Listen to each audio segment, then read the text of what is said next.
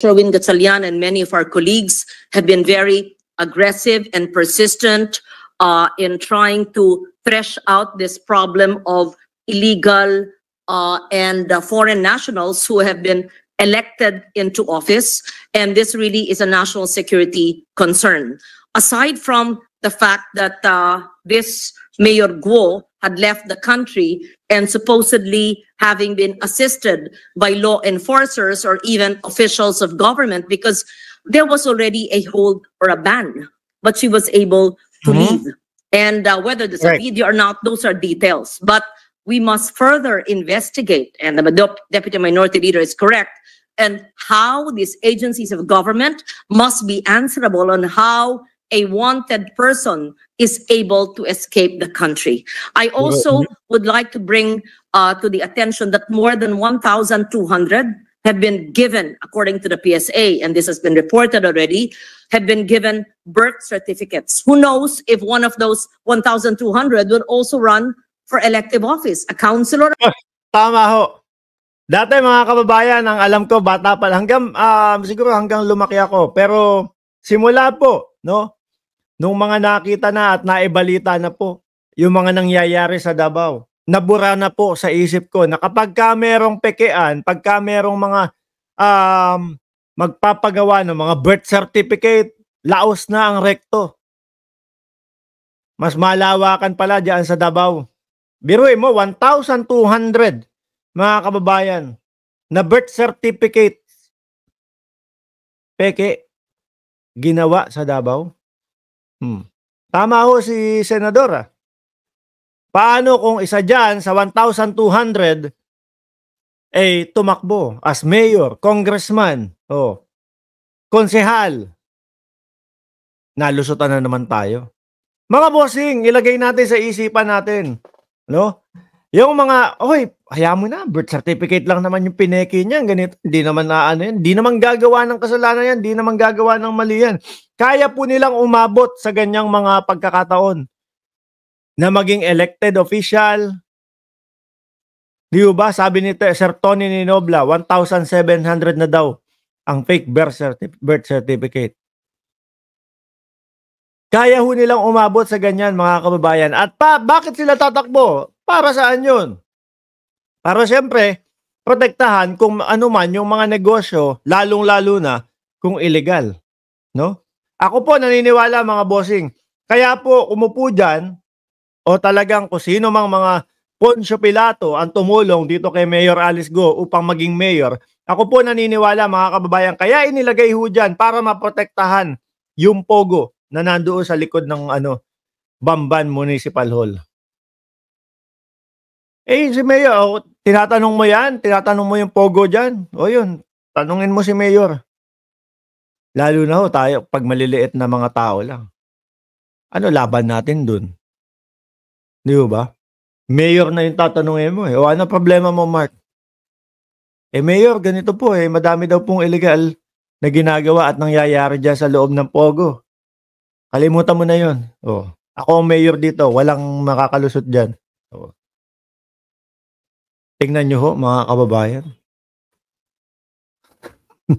Davao, nangyari sa mga panahon ni dating Pangulong Duterte. Diyos ko Lord. Barangay captain, na mayor, we don't know. So, dapat isama po sa ating pagpupulong at sa mga hearing, yung higit sa 1,200 na inamin na ng PSA na nabigyan niya ng birth certificate. So having said that, at the proper time, if and when this will be brought to the floor once again, there were just questions I would like to do in support of the manifestation of Senator Ontiveros. Thank you. Mr. President. Ayan, dagdag ni Sir Tony Ninobla. Pag may birth certificate na, pwede nang kumuha ng NBI clearance at Philippine passport. Pag meron ng passport, madami nang magagawa. Correct ho. Una naman ninihingi sa atin, nasan pengi namang ID? Isang ID o dalawang ID? Kapag ka may birth certificate ka, di ba? Kuha ka ng passport, kuha ka ng NBI, kuha ka ng kung ano-anong mga IDs. Lahat kaya mo nang gawin. Parang tayo na din po yun, mga bossing. Tayo naman lahat, nag-umpisa tayo, birth certificate. Birth certificate lang po ang papeles natin. nung panahon na tayo ay sinilang, mga kababayan. Kaya napaka-powerful nun. Biruin mo, birth certificate yung mga pineki dun. Kaya yung iba, kaya mo na, birth certificate lang. Wala namang gagawing masama yan eh. Ganun yung dahilan ng iba. Senator Gatchalian is recognized. Mr. President, talaga pong pinaglalaroan ho tayo at iniinsulto ang ating institusyon. Dahil nung August 15, 2024, nag-file po si Go Huaping aka Alice Go ng motion to reopen and admit attached counter affidavit. Ito po yung patungkol sa kaso niya na ifinal po ng DOJ sa human trafficking. At dito po sa counter affidavit, meron pong notary public na notarized po on August 14, 2024 by a certain attorney Elmer Galica na yung kanyang opisina ay nasa San Jose del Monte, Bulacan. At pinapunta ko ho yung staff ko to verify whether this law firm is indeed legit. May law firm naman po, may tao naman po sa law firm. Wala ho si attorney Galica doon, pero nakausap po ng staff ho natin sa telepono. At ang sabi ho ni attorney Galica na si Go Huaping ay pumunta sa kanya personally on August 14, 2024. So, talaga hong may pinagloloko ho tayo dahil parang lumalabas at bumabalik at despite na meron pong arrest warrant ay hindi ho ito pinapansin at imbes lumalabas at bumabalik po sa ating bansa kung totoo po na meron ho siyang personal appearance dito po kay Attorney Galica. So dapat ho maimbitahan rin po to si Attorney Galica sa next hearing po ni Senator Rizzo Hontiveros para marinig ho sa kanya mismo kung talaga bang merong personal appearance. Dahil ho, sabi niya, base po sa interview ng ating staff, na meron pong personal appearance po sa kanya.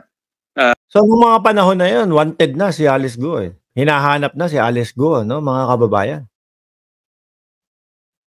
Patawag dapat lahat yung mga yan. Mr. President, let me correct myself. It's Attorney Elmer Galicia.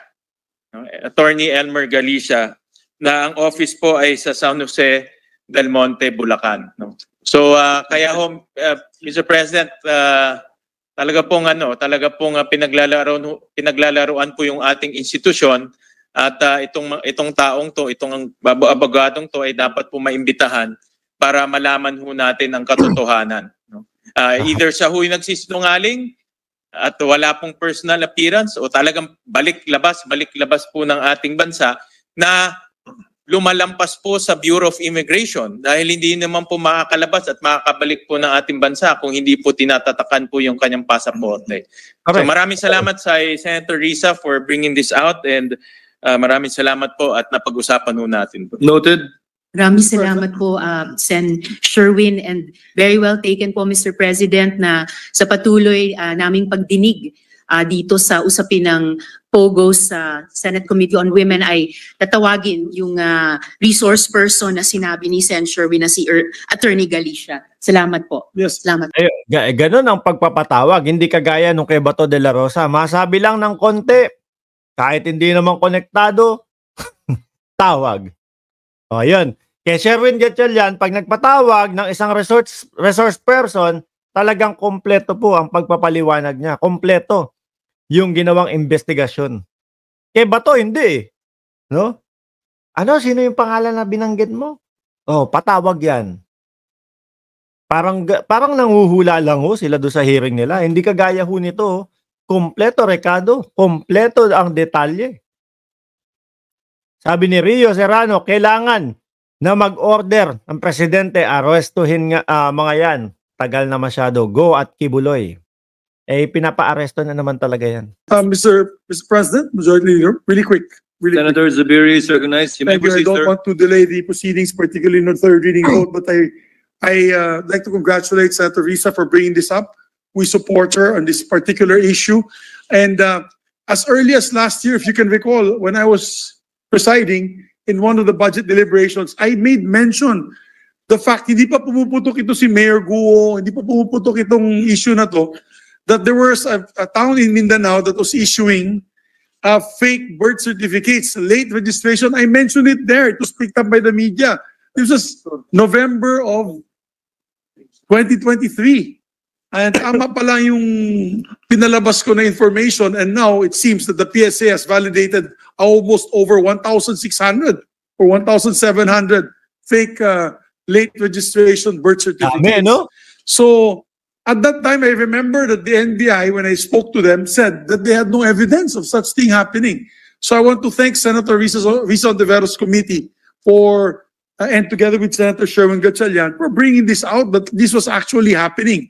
If we didn't bring that out, Gusto ko tong comment ni Brian. Kwento nyo sa Pagong, kahit anong klaseng kasiraan nyo, malakas pa rin mga Duterte. Top 1 pa rin sa survey. Kaya siraan nyo pa ng siraan. Basta ilan ang pumunta sa ano nyo? Sa people power nyo doon sa EDSA? Kung malakas yan, tapos na ang Presidente Marcos. Nakababa na ngayon, napababa na nyo, napabagsak nyo na. Ilang taon, 2 taon ang ginagawa pagpapabagsak sa Pangulo. Hanggang ngayon wala pa din, nakaupo pa din. Tapos yung sinasabi ninyong EDSA People Power, anak ng tinapa. Si Morales lang ang nakita ko doon at ilang piraso ng tao. Oh. Ano mapapabagsak nyo doon? Wala. Kaya yung ewan ko lang, ha? Kung makapasok. Subukan natin kung yung sa Senado na sinasabing 3 Duterte. Tingnan natin kung makapasok, no, sa 2025 election. Oh, yung sa 2028 election, tingnan natin kung kayanin na manalo ni Inday Sara Duterte sa 2028 election. as early as then and now, I would just dread to believe what would happen to our country. It will be a nation of fake Filipinos. And on the issue of the plane, Your Honor, Mr. President, just a tip to my distinguished colleague, if you have the document, the arrival document in Malaysia, they will always have the flight number. Meron yun, sure yun. Impossible na registered yung flight number na yan.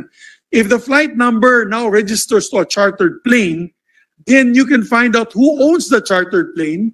Yes, and dahil nga yeah. masyadong popular ito si Mayor Go, kilala siya. Siguradong kilala ng piloto kung sinong pasahero nila. Imposibleng hindi makikilala. Matatanong mo sila, bakit Yes. nila hindi na i-report na ito po ang pasahero nila?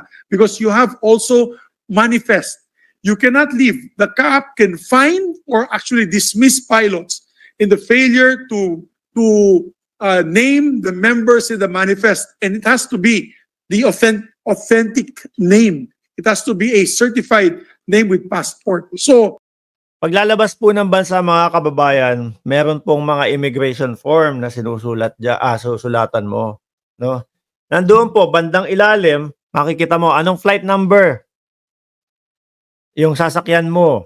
Anong flight na pagpadating naman po ng Pilipinas, anong flight number yung sinakyan mo. Lahat po 'yon mga bossing. So dun sa flight number pa lang po na 'yon, makikita na, no? Sino yung kaninong chartered plane yon, kung sino nagmamay-ari, ganito, piloto, lahat. Ayan, mga bossing. So, yun ang kailangan makita. Yun ang kailangan malaman po. Kasi imposibleng walang flight number yan. Hindi makakadipad dyan, mga kababayan. my suggestion, Mr. President, to the committee is to go back and subpoena, of course, CAAP, and if they give you the documents on who the chartered plane that provided this escape, then you can subpoena these individuals. Pero imposibleng darating yan sa international port na walang document kung anong eroplanong sinakyan niya at yung airplane number, because that's a violation of international law. So thank you, Mr. President. Thank you to our distinguished colleague. Sabi ni Scorpio, yung BF ni Barney ang pilot kasi flying school no? Oh. Thank you, Senator Zubiri. Salamat po, Mr. President, at kay Sen. Migs. Maigi nga po na in the course of the investigation, nag-step up po talaga yung iba't ibang executive agencies and constitutional bodies.